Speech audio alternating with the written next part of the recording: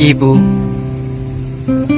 maafkan anakmu ini ya, yang sampai sekarang belum bisa membahagiakanmu. Maafkan anakmu ini yang sampai sekarang masih banyak berdosa kepadamu, Ibu. Kau sudah mendidikku dengan baik.